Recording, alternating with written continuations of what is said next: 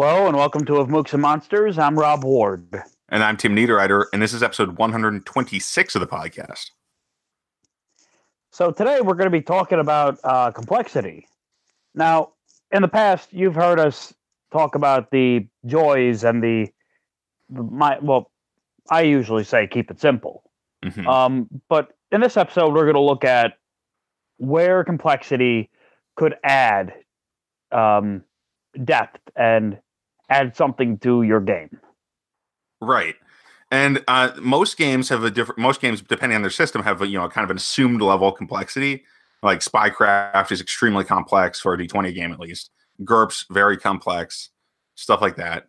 But then you get to games like BRP, or for different reasons, you got also Fate. And these games are very simple because you have fewer statistics. I mean, but that's just the mechanical level. Really, what we're talking about here is what's important in your game that you need to know a bunch about. For example, in Spycraft, this is a game where each character, you even write down what the character is interested in. You write down their interests, and that's actually a mechanical part of the game sometimes. It's a small part, but then you also go up to higher level stuff like, okay, this is my profession, and this is my origin, and all that stuff. And those all have game mechanics. And in a lot of games, simpler games, you won't have mechanics for everything, or the mechanics won't be unique for everything, because they will be simplified. So because either part of the game isn't that important to that genre or that setting, or it's simply just because to make the game handle better, be more streamlined. So just in brief, I would say complexity, it's good to have complexity in a game where the conflict is. That's kind of what I see about it. Mm-hmm. Yeah, I would agree with that too. Yeah. Because when you look at different systems that are trying to accomplish different things, for example, Call of Cthulhu, they have entire sections on, tomes and spells and the horror of going insane, because that's what that game's all about, really. Yep. D&D is more combat based, so they focus a lot more on combat and attacks and weapons and all that stuff. And yeah, I would also venture to say that complexity is very great when you are trying to create moments or characters. Mm-hmm. And what I mean is, because it's complex for you doesn't mean it needs to be complex for the players. You can have this very deep history that just goes back decades or centuries, eons. The players don't need to know every single one of them, every single thing that happened in the history of this world. What they should know is what is happening today, what influences are going on right now. Yeah, and that's where it crosses over into the story of the game world, because when you're talking about mechanics, then there's a limited application to the mechanics stuff, because once you picked a system, you're kind of stuck in that system. You can choose what to ignore in the system if, for example, keeping track of hit points isn't your thing. I mean, I know, and it may come off and it may make the game a little different, but I mean, like in that first early Mafia game we played back in college that you ran, you kind of just ignored the NPC hit points, if I recall. You didn't really use them for anything because it was a D20 game. Yeah, it was a D20 game, so they would have tons of hit points, most likely. They have a lot more, but it was because you wanted the game to be lethal and gritty. It's just like, we're not going to use those very much. We're just going to, they got hit by a shotgun, he's not getting back up, that kind of thing. And yeah, so that kind of complex, but and that's just another way to keep the game simple. But choosing what you want to be complex makes your game. What's a good one? I think Cypher System, or Numenera, the Monty Cook games thing, is a game that actually I have an issue with it just on this level, that it makes everything really simple. Mm-hmm. And it doesn't have it, and there aren't a lot of mechanics in there to place emphasis on different stuff. So if you're building your own setting, as I like to do, it becomes tough, even for a toolbox game like that, to pick and choose an exact like to make the setting stand out, and also not just be, it's this genre of as recommended by the book. It is really fascinating how the mechanics really do play so much into world creation and campaigns and the sort. Um, like Rhesus is so beautiful because it's so elaborate in its simplicity.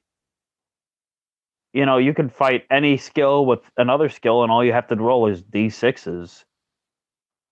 Yeah, that's one of the things about Rhesus is it takes out all the specific elements and has one mechanic that you use for everything, basically.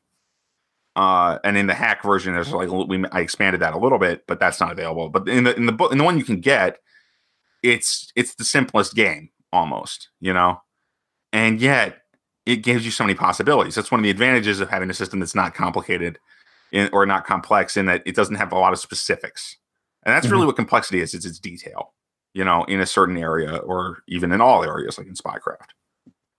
Another place where complexity might be very useful is in if your game is based on a mystery. Yeah. Trying to connect all the dots. Really having an actual mystery to solve. And having one of the adventures in the back of the Call of Cthulhu 7th edition book is one where you can choose actually who is the villain. Yeah, because they give you the profiles, and they say, okay, GM, choose one of these NPCs and go for it. Right.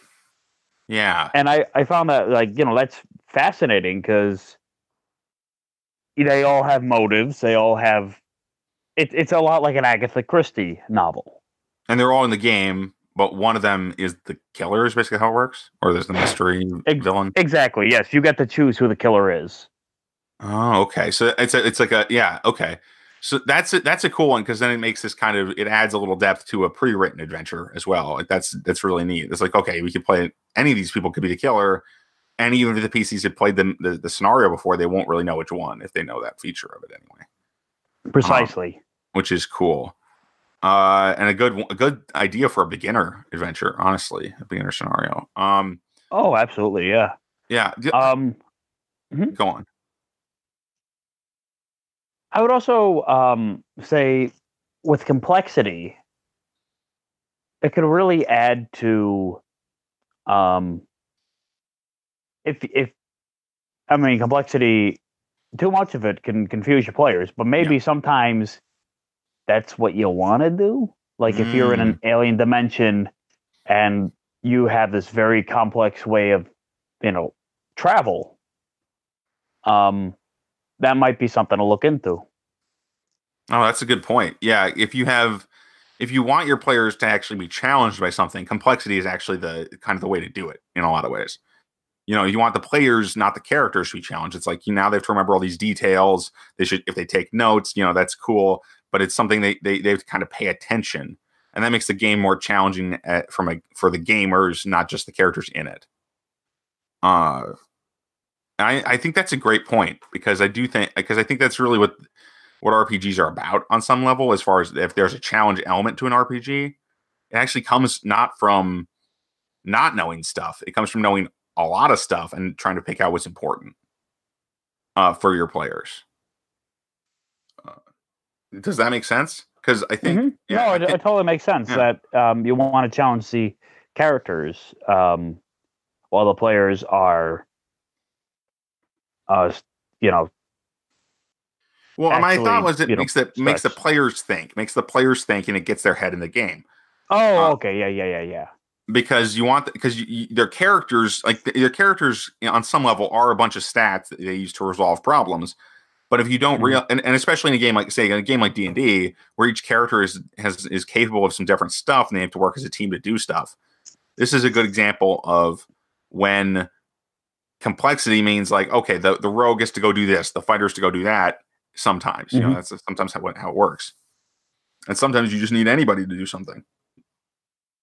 But that's not that common in D&D. In fact, because of the way the game is built, whereas in Mutants and Masterminds, everyone's a superhero. So if you get in the party world anyway, the party of heroes, usually if you get a hero who's say good at fighting, which is probably most of them somewhere, then it doesn't really matter which one. And that's one of the things that makes Mutants and Masterminds, despite all the complexity of its powers and everything, makes it simpler on some level. Like, okay, we got a person there, we got a superhero there. They can take on at least some villains, like many kinds of villain, right? Whereas, okay, you're protecting the bank, you're doing this, you're doing that, and that's why Mutants and Masterminds allows you to split your party up better, because the characters are actually more similar in what they can accomplish than in D&D and most D20 games. And also, yeah. So anyway, that's kind of a specific example, but those. Well, how about this? What in a game that we've played was very complex but worked very well? Oh, that's a good question. I like that. As Because far I can think of several things that were very complex that did not work at all. Yeah. I'm trying to think of something a point where complexity was really useful. I can think of a lot of them in terms of worlds, where having like a situation that got a little complicated or complex. Which is not the same thing, but that's why I keep saying them both, because it confuses me a little bit. But a little complex is like actually it was one of the first games you ran, if I recall, where you have a bunch of different factions, like that kind of thing. In the post-apocalyptic game. Where it's like, okay, there's these guys over here, there's these guys over here, there's the hybrid creatures, so there's all these, different people. And then it's a sandbox, so you can play with, you can move around and talk to these different characters. And that's a kind of complexity that's really useful. It's not super complex, though. Do you have any ideas? Yeah. Well, I would say that the plot line of our Teen Supers campaign yes, was pretty complex, because at the start of the campaign there was this huge explosion that happened during this giant fight we had in the gymnasium of this high school, and the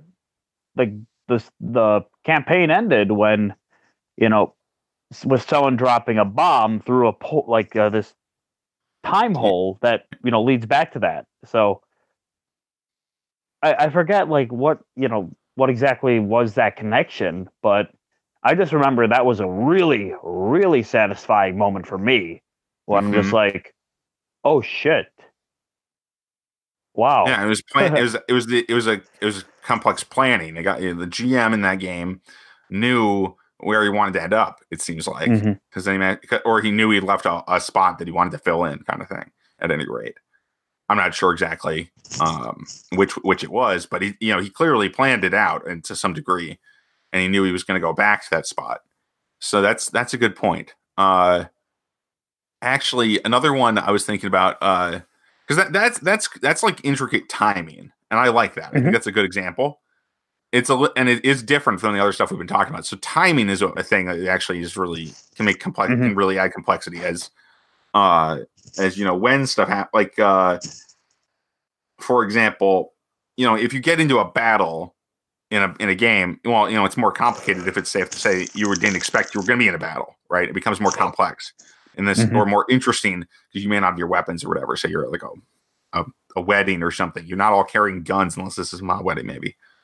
And maybe not even then. So you got this, and then now you have a situation where you got to do something dangerous and you didn't expect it, right? You thought you were just going to be talking to people, and now there's fighting. And so the unexpected can add a layer there, because it means you're going to the players are going to have to rely on different tools. So once again, you're going to be challenging their character, the players, to get into the game and think how their characters are going to act in a situation.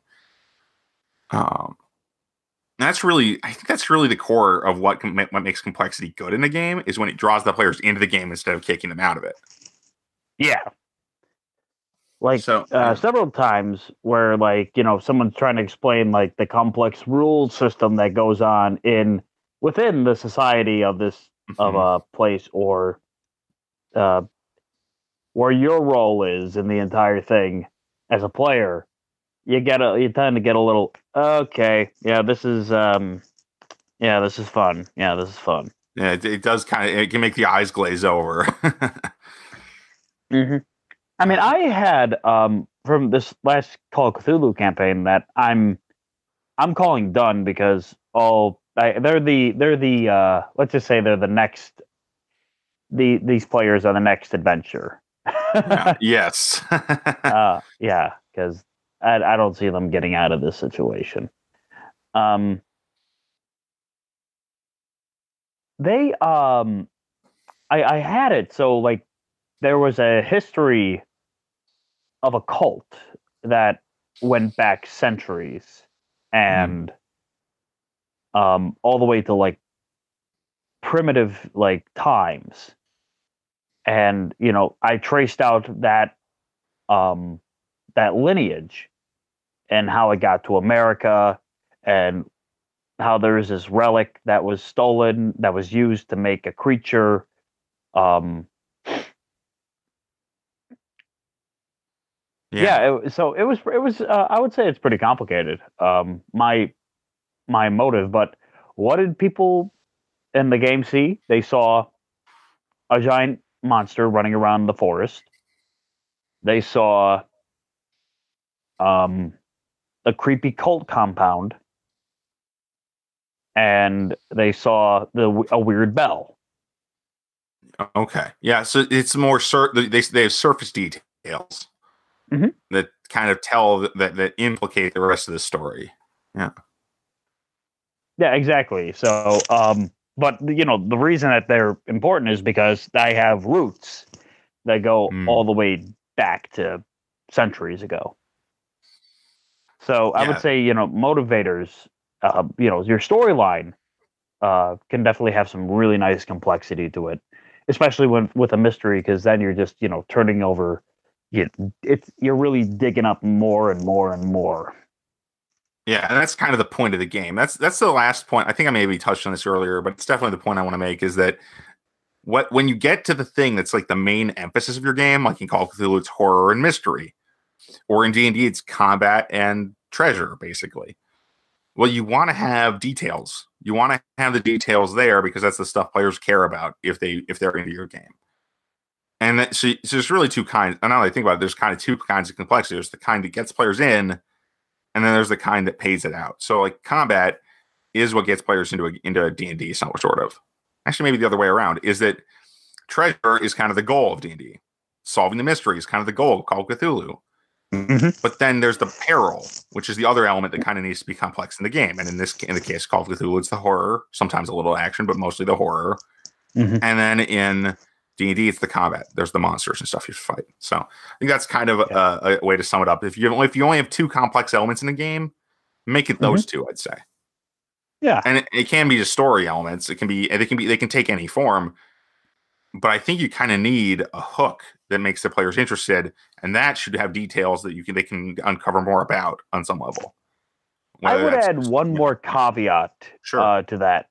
Um, if you want to build up a big bad Mm. in your game, that's just causing all the ruckus.